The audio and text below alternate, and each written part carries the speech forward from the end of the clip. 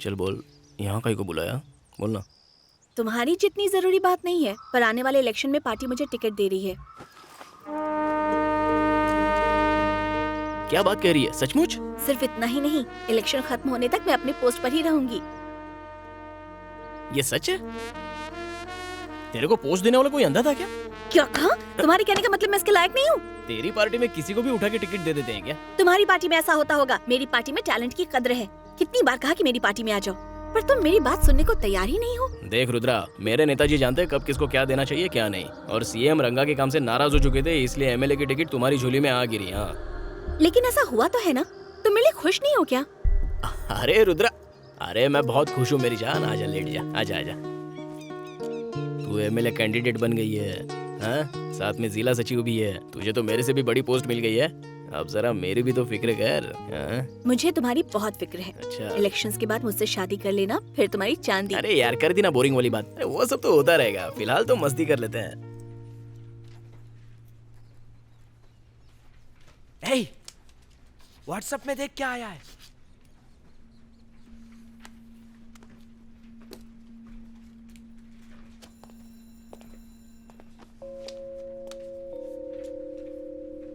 इस बात को तो मैं भी मानता हूँ कि स्टूडेंट्स को पॉलिटिक्स में इंटरेस्ट लेना चाहिए, लेकिन लेक्चर के दौरान नहीं।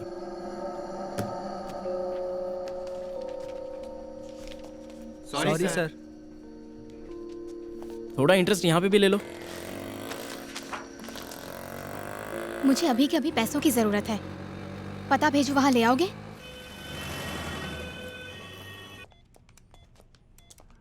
पैसे मैंने इस बच्ची के लिए मंगवाए हैं। इसका नाम है रेवती। बहुत अच्छी ड्राइंग करती है, इतनी होनहार बच्ची है, पर इसकी तकदीर में कब तक जीना लिखा है ये नहीं पता। तुमने मुझसे उस दिन पूछा था ना कि मैं पैसे क्यों बचाती हूँ? अपने गांव वालों की मदद के लिए। मालती, हाँ दीदी, यहाँ आओ। मैंने पैसों का बंदोबस्त कर दिया है दीदी। अब रेवती ठीक हो जाएगी। ये मेरी बहन है और ये उसके ससुर जी। नमस्ते जी। गांव में सबकी हालत इतनी खराब क्यों है? ये कोई भगवान की मर्जी नहीं है।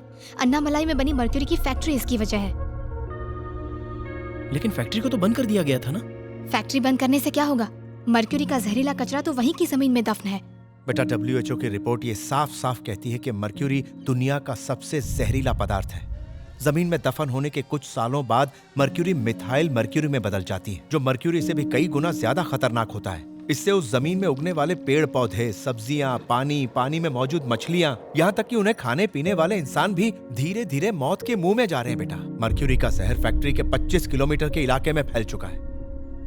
यहाँ इतनी प्रॉब्लम्स हैं तो ये बातें आप सरकार को क्यों नहीं बताते? हमने कितनी बार बताया बेटा, रिपब्लिक पार्टी सिर्फ वही मुद्दे सुलझाती है जिससे अमीरों को फर्क पड़ता है या फिर उनके वोट बैंक को फर्क पड़ता है, तो वो उन्हीं मामलों को उठा के सुलझाते हैं जिनमें उन्हें फायदा नजर आता है। हम पहाड़ों पर रहने वाले 100-200 आदिवासी हमारी कौन सुनेगा? किसके पास इतना वक्त है बेटा? तो ये बात आप अपोजिशन वालों को बता सकते हैं। यही तो रोना है, कोई हमारी बात सुनता ही नहीं।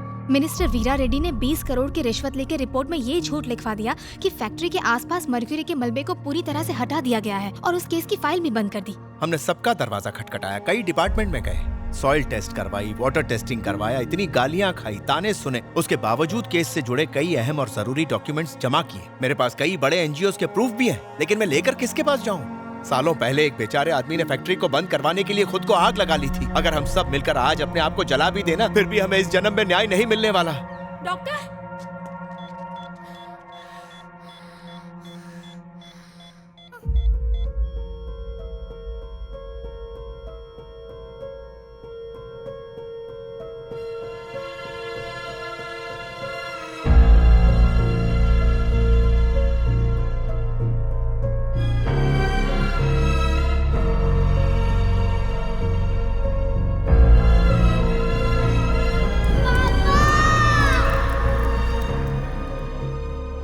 माना फैक्ट्री बंद हो चुकी है, लेकिन फैक्ट्री का कचरा साफ नहीं किया गया। लेकिन एक्स मिनिस्टर वीरा रेड्डी ने फाइल पर साइन करके ये कहा कि फैक्ट्री के आसपास का पूरा इलाका साफ हो चुका है। RTI फाइल करने के बाद मुझे जो पेपर्स मिले, उससे ये पता चला कि फैक्ट्री में सफाई का काम अभी तक शुरू ही नहीं हुआ। ये देखिए।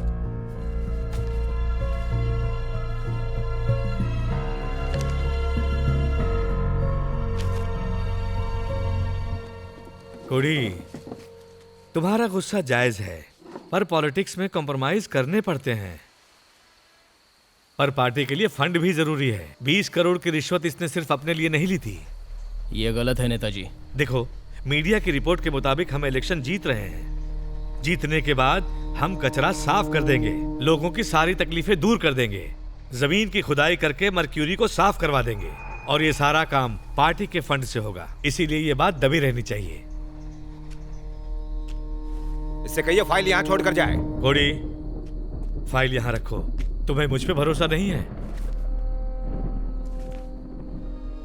नेताजी, आपको मुझ पे भरोसा नहीं है? ये फाइल मुझे ही रखने दो, सेफ रहेगी। जीजा जी, देखा वो लड़का आपसे कैसे बात कर रहा था? उसने बात लीक कर दी तो? उसका नाम मैंने रखा है, वो मेरा नाम खराब नहीं करेगा। इतने सारे बच्चे खतरे में हैं, इसमें उन बेचारे मासूमों की क्या गलती है? बलि का बकरा बनाया जा रहा है उन बच्चों को, ताकि उनकी लाशों पर हम नोट सीख सकें। नेताजी से भी ऊंची आवाज में बात की। अच्छा होता कि तुम सारे प्रूफ लाकर सीधा मुझे दे देते। मैं अपनी पार्टी से मुद्दा उठवाती और ये खबर आग की तरफ फैलती। काहे के लिए? तुम इलेक्शन में जीत जाओ इसलिए? कोई जरूरत नहीं है, मैं संभाल लूंगा। सपने देखते रहो। अपने पद का गलत इस्तेमाल करते हुए एक्स मिनिस्टर वीरा रेड्डी ने 20 करोड़ की रिश्वत लेकर अन्नामलाई मर्क्यूरी फैक्ट्री वाली फाइल पर साइन किया, जिसमें लिखा था कि इलाके को साफ कर दिया गया है, जबकि ऐसा कुछ भी नहीं हुआ। लोगों से खिलवाड़ करने वाले दरिंदों को शर्म आनी चाहिए। बहुत जल्द मैं मीडिया के सामने सारे प्रूफ लेकर आऊंगी। उस वक्त तक लड़ूंगी जब तक मासूमों को न्याय नहीं मिलता। आपने तो कहा था कि बात बाहर नहीं आएगी। उसने आपकी क्या, पार्टी की भी धज्जियां उड़ा के रख दी। रुद्रा के साथ हाथ मिला लिया है उसने। ओह नो, पार्टी की गाड़ी। बताओ, मुझे यहाँ पर क्यों बुलाया है? देखो, हमारा लव हम दोनों का पर्सनल मैटर है, और तुम भी तो मेरी पार्टी की धज्जियां उड़ाते रहते हो। तो मैंने कर दिया तो क्या गलत हुआ? ये सारी बातें मेरे और नेताजी के बीच की थी। मैंने तेरे पे भरोसा करके ये बात तेरे को बताई थी। इस बात को दिल पर मत लगाओ। जो हुआ वो अच्छा ही हुआ। इसी बहाने अब तुम्हारा मिनिस्टर कोई काम भी करेगा। हम दोनों ही लोगों की भलाई सोचते हैं ना।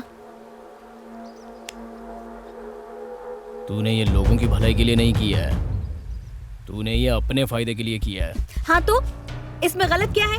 अरे ये राजनीति है।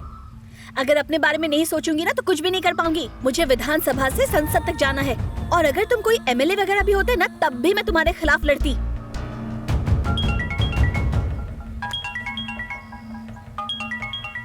हाँ बोलो हरी भाई। कोड़ी कहाँ है तू? जल्दी पार्टी ऑफिस आ जा। हाँ आता हूँ।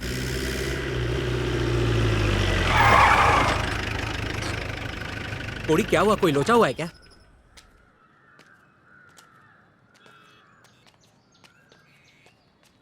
मैंने तुम पे भरोसा किया और तुमने तोड़ दिया। नेताजी, ये सब मैंने नहीं किया है।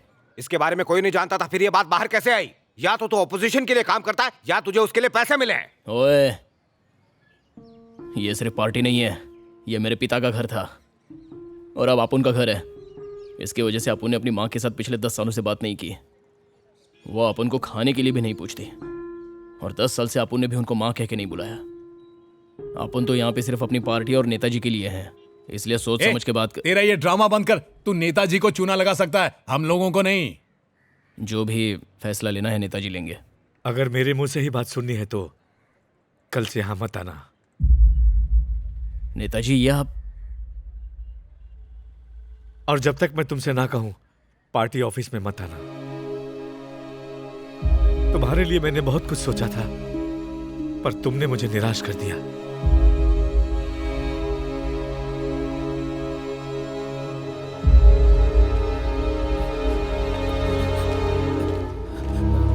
भाई, कोड़ी ऐसा नहीं है। ज़बान लड़ाता है, चल निकल।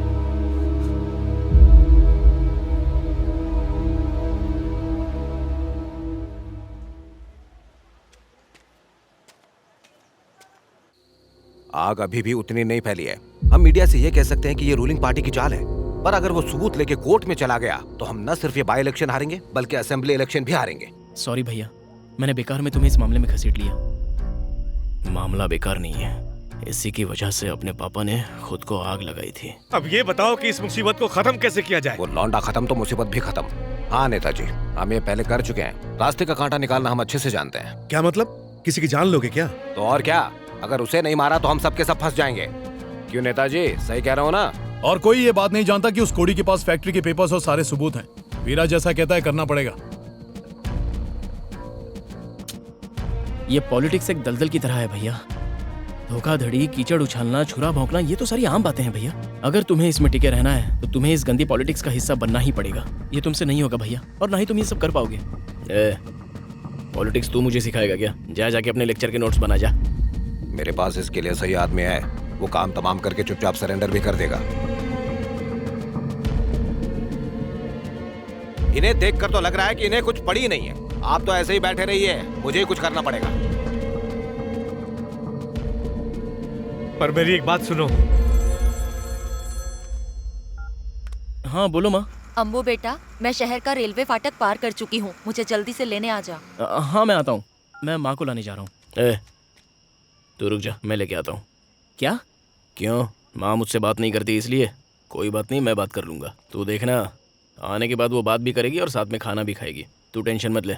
जा, प्रोफेसर है तो मुझे लेक्चर देगा।